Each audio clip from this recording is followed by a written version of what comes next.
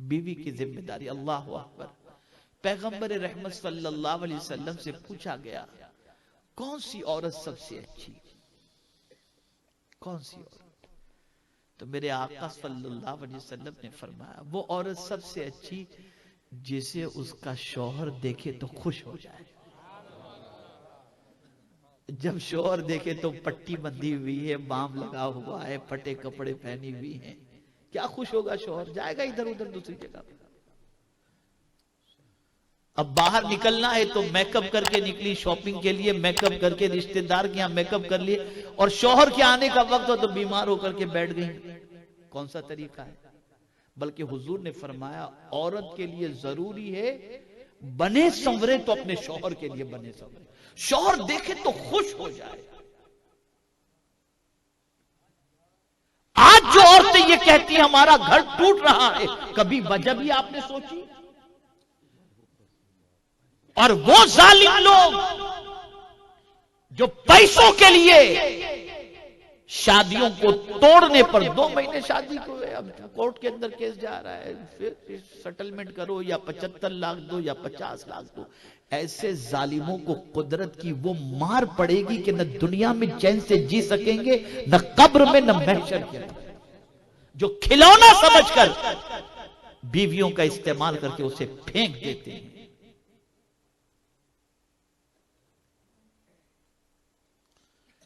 और उन औरतों के हवाले से भी मैं बता दूं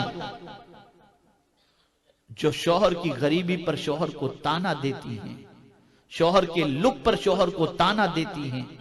आकाए करीम सल्लल्लाहु अलैहि वसल्लम को पता चला कि एक रंग के एतबार से इतने खूबसूरत नहीं थे सहाबी, उनकी शादी किसी से हुई जो लड़की, जो औरत बहुत खूबसूरत थी, हसीनो जमीला थी।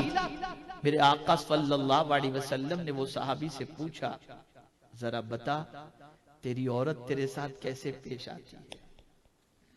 अब काला शौहर हो और बीवी रूप वाली हो तो फिर सुबह उठते ही कहेगी, पता नहीं मेरी किस्मत कहां फूटी थी कि तुमसे शादी हो गई, मेरे तो फला फला से रिश्ते आते, मैं तो उधर हो जाता, ना उधर हो जाती, ना ये होता ना वो होता। जाओ कहीं जाकर अपनी स्किन चेंज कराओ, या किसी मेकअप वाले के पास जाओ, ये कराओ वो कराओ। मैं तो सहेलियों को बता बता के तुम्हारे बारे में थक गई, बल्कि बताने में शर्म आती है कि ये मेरा शौहर है। आज की औरतें तो यही करती। लेकिन कुर्बान जाइए, हुजूर ने पूछा सहाबी से, तेरी बीवी तेरे साथ किस तरीके से पेश आती है? कहा, हुजूर वो तो हमेशा अल्लाह का शुक्र अदा करती है। हुजूर मुझे कभी रंग के सिलसिले में उसने ताना ही नहीं दी, कभी मुझे हिकारत से देखी ही नहीं, बल्कि हमेशा अच्छी तरीके से पेश आई। मेरे आका फरमाते, जाके उससे कह दे तू जन्नती है। जाकर उस औरत से, तेरी बीवी से कह दे कि तू जन्नती है। ये हुजूर का फरमान है। अंदाजा लगाइए, उस औरत के हवाले से हुजूर जन्नती होने की बशारत दे रहे हैं जो ताने नहीं देती। तो मेरे आका सल्लल्लाहु अलैहि वसल्लम ने इरशाद फरमाया, पहली चीज अच्छी औरत की अलामत में से, जब देखो तो खुश हो जाए, जब शौहर देखे तो खुश हो जाए। इसलिए औरत को चाहिए कि शौहर के मेहनतों मजदूरी से आने का वक्त हो तो अच्छी तरीके से बन सबर कर तैयार होकर के बैठे अपने शौहर के इस्तकबाल के लिए, खुश होकर के बैठे, बीमार हो तब भी तंदुरुस्त होकर के बैठे। बल्कि यहां मैं आपको एक चीज बताऊं, एक वलिया का निकाह एक वली से हुआ, वलिया का निकाह वली से हुआ। निकाह को 40 दिन हो गए तो वली ने बीवी से कहा कि अब मैं चाहता हूं कि तुझे तलाक दे दूं, तुझे तलाक दे दूं। तो वो कहती है कि आप हाकिम हैं, जो चाहे करें, लेकिन मैं सिर्फ ये जानना चाहती हूं कि मुझ में कौन सी ऐसी मुझसे गलती हो गई जिसकी वजह से आप मुझे तलाक देना चाहते हैं, तो मैं उस गलती को दुरुस्त कर लूंगी, फिर आप जिस तरीके से चाहें। कह देख ऐसा है कि अल्लाह अज़्ज़ा वजल जिस बंदे से मोहब्बत फरमाता है तो 40 दिन में उसके ऊपर या तो बीमारी या तंगदस्ती या कोई परेशानी उसे लाहिक फरमा देता है, जिस बंदे से मोहब्बत फरमाता है। लेकिन तेरे साथ मेरी शादी हुई, उसको 40 दिन हो गए, मैंने तुझे कुछ परेशानी में देखा ही नहीं, तो पता ये चला तुझसे अल्लाह मोहब्बत नहीं करता। मोहब्बत करता होगा तो होता तो कोई परेशानी तुझे होती। तो अब जब तुझसे अल्लाह मोहब्बत नहीं करता तो तेरे साथ जिंदगी गुजार कर मैं करूं क्या? बीवी ने कहा कि आइए कमरे में, ले गई, कमीज हटाई, पीछे एक फोड़ा था पीठ के ऊपर, कीड़े रस रहे थे उसमें से। शौहर ने देखा तो दंग रह गया, ए मेरी शरीक हयात इतना बड़ा जख्म तूने बताई तक नहीं? का इसलिए नहीं बताई कि कहीं आप याद इलाही से मेरी मोहब्बत की वजह से गाफिल न हो जाओ, कि मेरी मोहब्बत में अल्लाह की याद से गफलत न बरतो, इसलिए मैंने नहीं बताया। कहा मैंने इरादा तर्क नहीं, वो ऐसी जिंदगी गुजारती थी। अब सीरियल में देखोगी तो कैसी जिंदगी तुम्हें मिलेगी। कभी कुरान पढ़ो, सहाबियात के वाकयात पढ़ो तो तुम्हें पता चलेगा।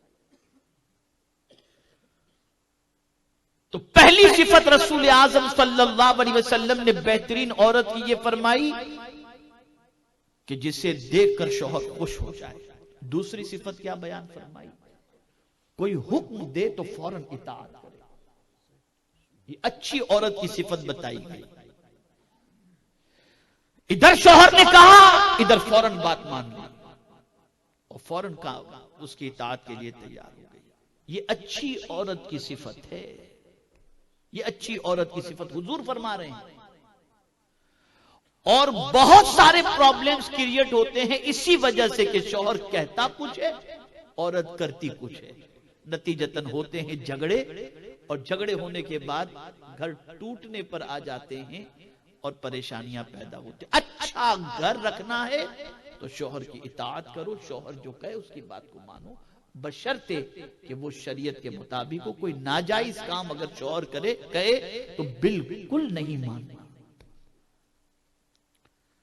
तीसरी खूबी अच्छी औरत की हुजूर सल्लल्लाहु अलैहि वसल्लम ने फरमाई, शौहर जिनका घर में आना पसंद न करता हो उनको घर में आने न दे। बीवी, अच्छी बीवी कौन सी है कि शौहर अगर किसी का घर में आना पसंद न करता हो तो बीवी उसे घर में आने न दे। यह अच्छी औरत की अलामत है। यहां तो कोई भी आ जाए, पसंद हो कि ना पसंद हो, शौहर का ख्याल। और ये बात याद रखें, अगर ये ख्याल नहीं किया जाता घर बर्बाद हो जाता है, तबाह हो जाता है, फिर बर्बाद हो जाता है। तो ये तीसरी सिफत।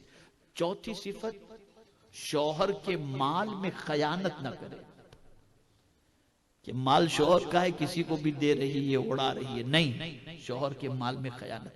और इसी तरीके से शौहर की अमानत, उसकी आबरू भी है, उसकी शौहर की गैर मौजूदगी में हिफाजत करे, यानी अपने वजूद को शौहर की अमानत समझकर किसी और के हवाले न करे, बल्कि उस अमानत की हिफाजत करे शौहर की गैर मौजूदगी में। अगर किसी औरत के अंदर ये सिफात मौजूद हैं तो कोई उसे हजार बुरा कहे, मुस्तफा जान रहमत उसे अच्छी औरत फरमा रहे हैं। हुजूर उसे अच्छी औरत फरमा।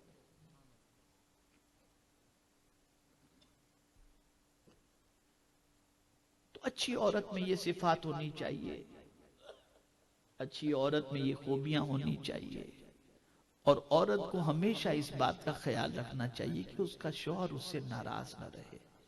और अगर उसने इस काम के अंदर कामयाबी हासिल कर ली तो मेरे आका सल्लल्लाहु अलैहि वसल्लम फरमाते हैं, जो औरत इस हाल में मरी कि उसने नमाज का भी एहतमाम किया, रोजे का भी एहतमाम किया, और मरी इस हाल में कि उसका शौहर उससे राजी था, तो सरकार फरमाते वो औरत जन्नत के जिस दरवाजे से चाहे जन्नत में दाखिल हो जाए, जिस दरवाजे से चाहे।